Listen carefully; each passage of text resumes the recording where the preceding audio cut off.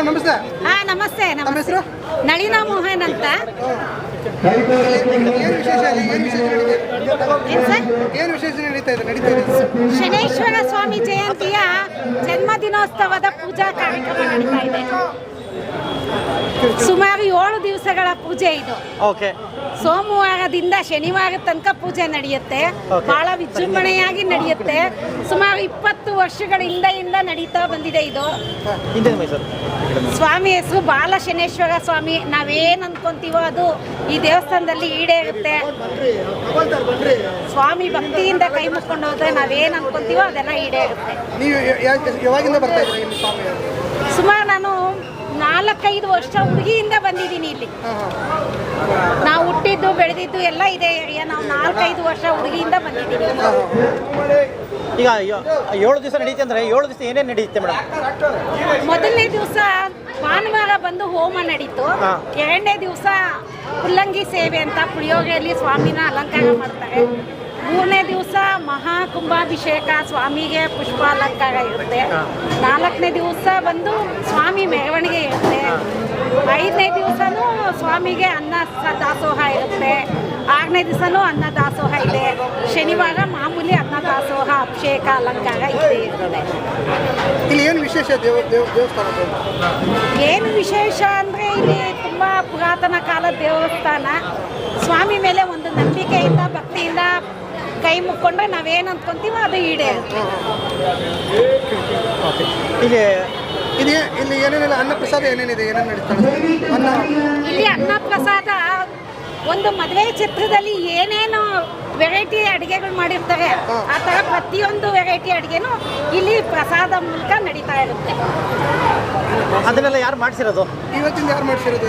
ಇವತ್ತಿಂದು ಶ್ರೀನಿವಾಸ ಮೂರ್ತಿ ಅವರು ಅಂತ ಕಾಂಗ್ರೆಸ್ ಅವರು ಮಾಡ್ತಿದ್ದಾರೆ. ಇವತ್ತಿನ ಪ್ರಸಾದ ಸೇವೆ ಅವರು. ಓಕೆ, ನೀವೇನಾಗಬೇಕು ಅವರಿಗೆ? ನಿಮಗೇನಾಗಬೇಕು ಅವರು? ನಾವು ದೇವಸ್ಥಾನದ ಕಾರ್ಯಕರ್ತರು, ವಾಲಂಟಿಯರು. ಇಲ್ಲಿ ಯಾರು ಬೇಕಾದ್ರೂ ಬಂದು ಸೇವೆ ಮಾಡ್ಬೋದಾ? ಖಂಡಿತ ಮಾಡ್ಬೋದು. ಭಗವಂತನ ಸೇವೆ ಮಾಡೋದಕ್ಕೆ ಭಗವಂತ ಬೇಡ ಅಂತನಾ? ಯಾರು ಬೇಕಂದ್ರೂ ಸೇವೆ ಮಾಡೋದು. ಮಾಡೋಣ ಮೇಡಮ್, ಆಮೇಲೆ ಬಂದು ಮಾಡೋಣ. ದೇವ್ರ ಸೇವೆ ಮಾಡೋದ್ರಲ್ಲಿ ತಪ್ಪೇನಿಲ್ಲಲ್ಲ. ನಿಮ್ದು ಯಾವ ಊರು ಮೇಡಮ್? ಇಲ್ಲೇನಾ? ನೀವು ಇಲ್ಲೆಲ್ಲೋ? ನಾವೆಲ್ಲ ಹುಟ್ಟಿದ್ದು ಬೆಳೆದಿದ್ದು ಮದುವೆ ಆಗಿರೋದು ಎಲ್ಲ ಇದೆ ಏರಿಯಾನೇ. ಓಕೆ. ಡೈಲಿ ಎಷ್ಟು ಜನ ಇಲ್ಲಿ ಅನ್ನದಾನ ಸೇವೆ ಮಾಡ್ತಾರೆ? ಪ್ರತಿ ಶನಿವಾರ. ಇವತ್ತು ಮಧ್ಯಾಹ್ನ 4,000 ಜನಕ್ಕೆ ಅನ್ನದಾಸೋಹ ಆಗೈತೆ. 4,000 ಮಧ್ಯಾಹ್ನ. ಇವಾಗ ಸಂಜೆ? ಇವಾಗ 1,000 ಜನಕ್ಕೆ ಅಡುಗೆ ಆಗಿದೆ. ಸಂಜೆ 1,000 ಜನದ ಅಡುಗೆ.